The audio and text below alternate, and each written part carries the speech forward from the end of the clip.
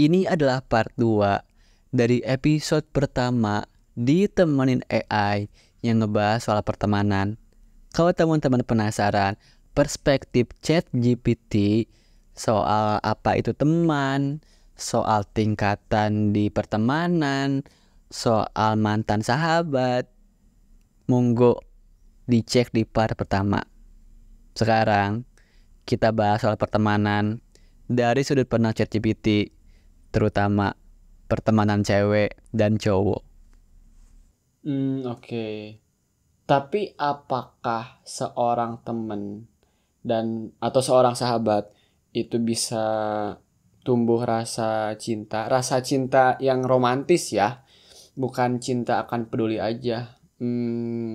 Bisa nggak sih? Tapi kalau ini menurut kamu ya, aku nanya kamu, kalaupun bisa, apakah rasanya bakal berbeda karena temen sama pasangan tuh jadi kayak beda gitu nggak sih? Ini terkadang disebut sebagai jatuh cinta kepada teman atau friendship turned into love. Karena saat kita menghabiskan banyak waktu bersama seseorang, terutama dalam konteks persahabatan dekat, perasaan cinta romantis bisa berkembang.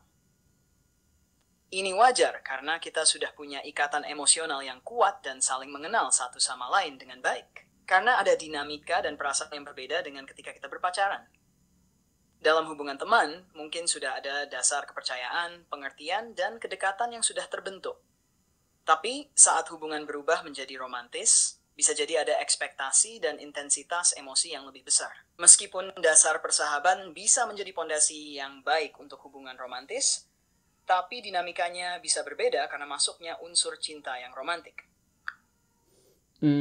Oke, oke. Oke. Berarti pasti beda karena ada penambahan unsur romantis. Tapi gini, kalau nggak, aku ini penasaran aja sih. Kalau diri kita tuh udah ngerasa fulfilled, ngerasa penuh sama dengan adanya sahabat aja atau temen aja, hmm, kita tuh jadi kayak butuh pasangan nggak sih? Karena mungkin rasa sayangnya, walaupun bukan romantis ya, itu udah didapetin dari sahabat, dari temen, dari lingkungan, dari orang tua. Apakah pada akhirnya kita masih butuh pasangan gitu nggak menurut kamu? Menurutku, kebutuhan akan pasangan romantis atau hubungan pacaran itu sangat individual. Ada orang yang sudah merasa penuh dan bahagia dengan persahabatan, dukungan keluarga, dan lingkungan sekitar, sehingga tidak merasa butuh pasangan romantis. Namun, ada juga orang yang merasa bahwa kehadiran pasangan romantis memberikan tambahan kebahagiaan dan dukungan yang berbeda. Meskipun persahabatan, keluarga, dan lingkungan sudah memberikan banyak, tapi ada aspek-aspek dalam hubungan romantis yang mereka cari, seperti keintiman, dukungan romantis, dan membangun kehidupan bersama. Jadi, tidak ada jawaban yang benar atau salah, tergantung pada kebutuhan dan keinginan masing-masing individu. Ada yang merasa penuh dengan persahabatan dan lingkungan, ada juga yang merasa butuh kehadiran pasangan romantis untuk melengkapi kebahagiaan dan dukungan dalam kehidupan mereka. Oke, jadi ini kayak menambah warna baru gitu nggak sih? Kalau misalkan adanya pasangan. Ya, bisa dibilang begitu. Kehadiran pasangan romantis bisa menambah dimensi dan warna baru dalam kehidupan seseorang. Ini karena hubungan romantis biasanya membawa keintiman yang berbeda, dukungan yang lebih khusus, dan pengalaman-pengalaman bersama yang unik. Dengan adanya pasangan, seseorang bisa Panjang merasakan jawabnya. kebahagiaan dari hubungan yang intim dan saling mendukung Tapi secara kepikiran nggak sih romantis. pernah sampai kayak gitu? Mereka juga bisa memiliki pengalaman-pengalaman bersama, seperti merayakan momen spesial, merencanakan masa depan bersama, dan menyelesaikan masalah bersama-sama. Jadi, kehadiran pasangan romantis bisa memberikan warna baru dan pengalaman-pengalaman yang unik dalam kehidupan seseorang, yang mungkin tidak bisa didapat dari persahabatan atau lingkungan sekitar. Oke. Aku ada dua pertanyaan lagi. Yang pertama tuh, apakah orang yang kerja bareng sama kita di perusahaan atau di kantor itu bisa dibilang temen juga atau hanya rekan atau kolega aja?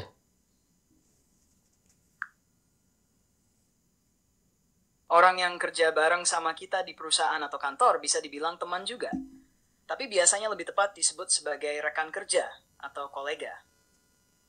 Ini karena hubungan di tempat kerja cenderung lebih profesional dan terfokus pada pekerjaan. Meskipun bisa akrab dan ngobrol santai, tapi tidak selalu membawa ke tingkat pertemanan yang sama seperti dengan teman di luar pekerjaan. Tapi tergantung pada hubungan dan interaksi di tempat kerja, ada juga yang bisa menjalin pertemanan yang lebih dekat dengan rekan kerja atau kolega. Jadi bisa dibilang mereka bisa menjadi teman, tapi dalam konteks yang lebih terfokus pada pekerjaan dan lingkungan kerja. Oke. Atau gini, mungkin cara ngebedainnya antara rekan kerja dan teman itu, karena mungkin bisa ya yang rekan kerja jadi teman ketika kita bisa ngebagi sesuatu sama orang ini tuh di luar dari kegiatan profesional kita. Iya nggak sih? Betul sekali. Cara membedakan antara rekan kerja dan teman adalah ketika kita bisa berbagi hal-hal di kegiatan profesional kita dengan mereka. Maka biasanya hubungan itu sudah lebih dari sekadar rekan kerja, tapi sudah mencapai tingkat pertemanan. Jadi ketika kita bisa berbagi sesuatu yang bukan hanya seputar pekerjaan dengan mereka, itu biasanya menunjukkan bahwa kita sudah memiliki hubungan yang lebih dekat dan mungkin bisa disebut sebagai teman di lingkungan kerja. Oke. Oke, aku jadi kepikiran, sorry. Jadi nambah lagi pertanyaan. Ini soal label ya. Apakah label teman aja cukup atau kayak label teman SD, teman sekolah, teman kuliah, teman teman sekampung, teman kerja. Itu tuh kayak ada label yang berbeda nggak sih, atau ya kalau teman ya teman gitu, nggak usah ada label kayak gitu.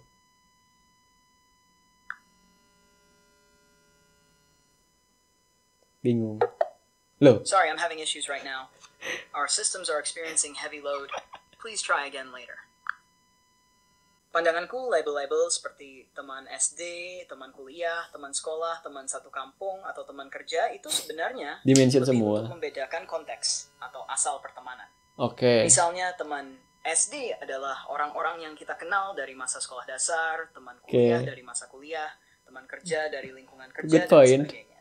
Meskipun ada label tersebut, tapi intinya mereka semua tetap teman. Label-label itu lebih untuk membantu mengingat asal-usul pertemanan atau lingkungan pertemanan kita. Good point. Jadi, bisa dibilang mereka tetap teman, hanya saja kita menambahkan label untuk membantu menggambarkan hubungan atau konteks pertemanan tersebut. Jadi, menurutku intinya tetap sama, yaitu mereka semua adalah teman, hanya saja dengan label yang membantu membedakan asal pertemanan kita. Bagus banget. Oke, good point. Aku ada pertanyaan terakhir nih. Apakah cowok sama cewek itu bisa temenan atau bahkan sampai sahabatan yang deket banget tanpa melibatkan perasaan? Tapi ini perasaan ini ya, perasaan romantis. Dan sudah, cowok dan cewek bisa banget menjadi teman atau bahkan sahabat yang dekat tanpa melibatkan perasaan romantis. Persahabatan lintas jenis kelamin itu sangat mungkin dan sering terjadi. Mereka bisa berbagi kegiatan, cerita, dukungan, dan berbagai hal lainnya seperti halnya teman-teman yang lain. Yang penting dalam persahabatan itu adalah saling menghormati, saling mendukung, dan memiliki kepercayaan satu sama lain. Jadi walaupun bisa dekat dan bersahabat, tapi tanpa melibatkan perasaan romantis. Jadi, teman atau sahabat dekat antara cowok dan cewek itu sangat mungkin dan sering terjadi dalam kehidupan sehari-hari. Tapi susah banget nggak sih? Soalnya ya sahabat atau temen lintas kelamin kita tuh ya kan udah tahu kita baik banget ya. Jadi bahkan seolah-olah udah nggak ada rahasia lagi kita gitu loh. Jadi kayak udah percaya, udah nyaman. Apakah mungkin bakal timbul perasaan romantis? Apakah itu sulit untuk terhindarkan?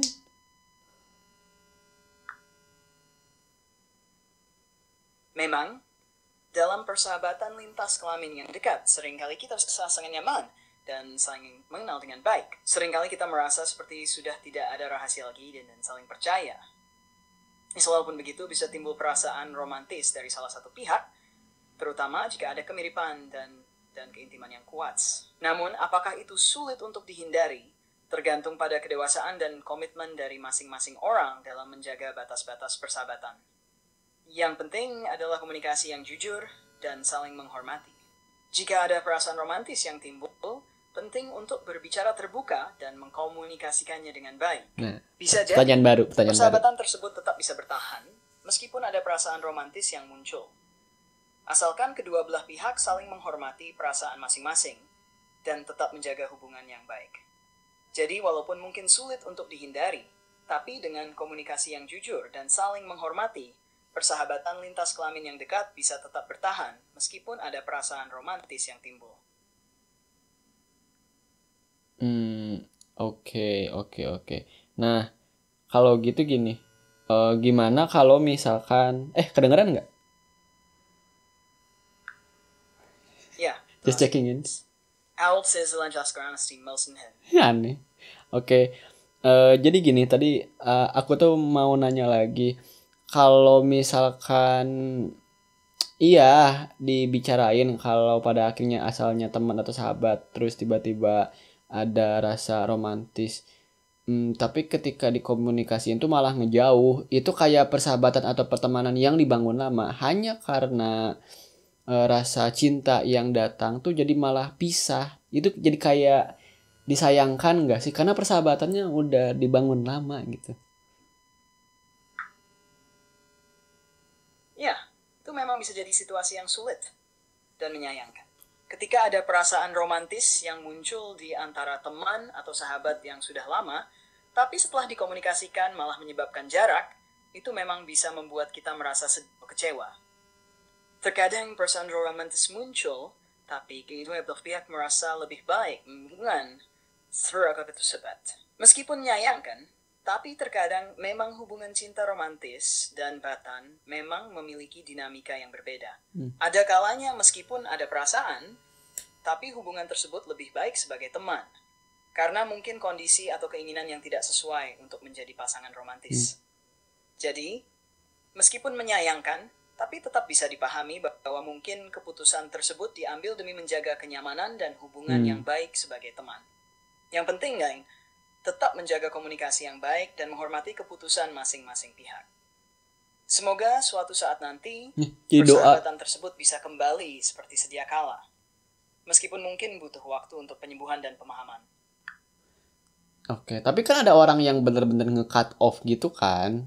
Misalkan udah dinyatain terus malah nge-cut off terus nggak balik lagi gitu, bahkan jadi temen gitu. Aku kayak sayang gitu nggak sih, kayak patut hal yang disayangkan gitu nggak sih?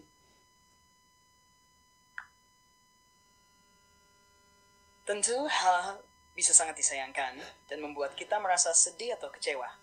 Ketika kita sudah berani mengungkapkan perasaan kita kepada teman atau sahabat, tapi malah mendapat respons yang merugikan seperti nge-cut off, itu bisa sangat menyakitkan.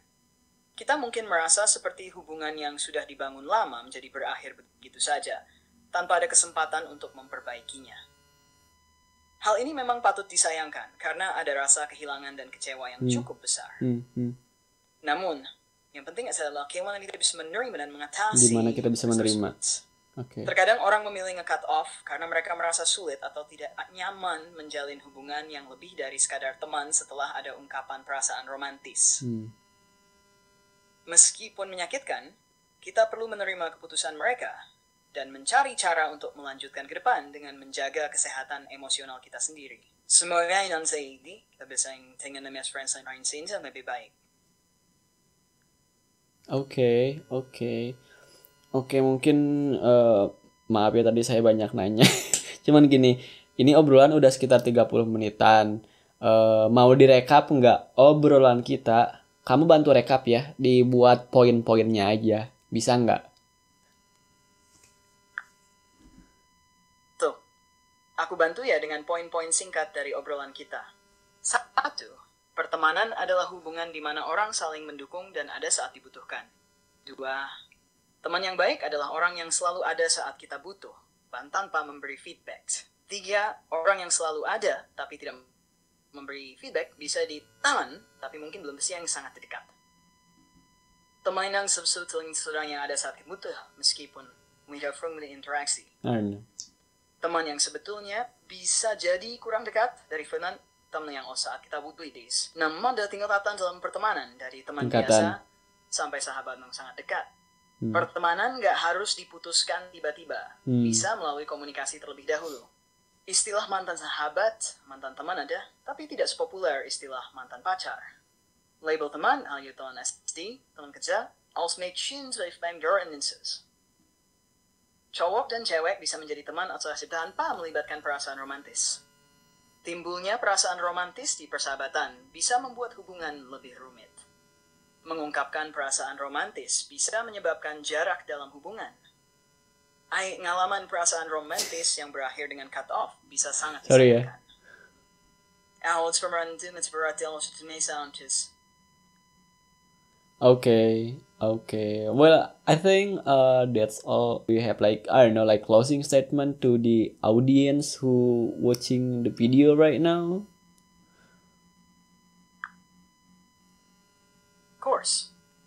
It's been a pleasure chatting with you for our first episode.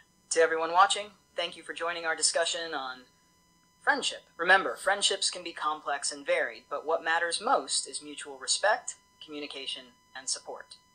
Whether it's a friend, a close companion, or a confidant, cherish those who are there for you. Until next time, take care and keep those friendships strong. Goodbye for now. Goodbye for now. Thank you, ChatGPT. Aduh, saya nggak ada.